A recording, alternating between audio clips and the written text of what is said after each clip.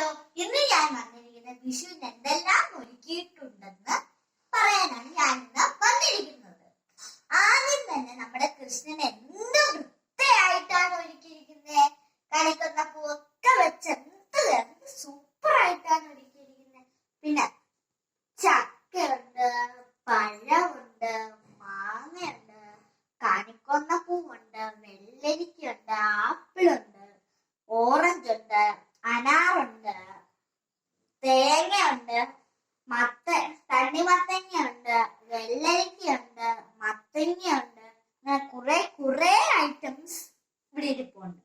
അതേപോലെ നിങ്ങൾ ഇതേപോലൊക്കെയാണ് ഒരുക്കിയിരിക്കുന്നത്. പിന്നെ നമ്മൾ നാളത്തേക്ക് കത്തിക്കാൻ വിളക്ക് എല്ലാം ഒരുക്കി തിരിയൊക്കെ ഇട്ട് വെച്ചിരിക്കുന്നു. പിന്നെ കിണ്ടിയില് വെള്ളം നിറച്ചു വെച്ചിരിക്കുന്നു. അങ്ങനെ കുറെ കാര്യങ്ങള് ഇതിലുണ്ട്. പഴങ്ങളുണ്ട് ഇതില്. പിന്നെ കൃഷ്ണനെ വൃത്തിയായിട്ട് ഒരുക്കിയിരിക്കുന്നു. പിന്നെ ചക്കയുണ്ട്. പിന്നെ വിളക്ക് വൃത്തിയായിട്ട് ഒരുക്കിയിരിക്കുന്നു. നിങ്ങളും ഇങ്ങനാണോ നിങ്ങളുടെ വീട്ടിൽ ഒരുക്കിയിരിക്കുന്നത്? ടാറ്റാ. അപ്പൊ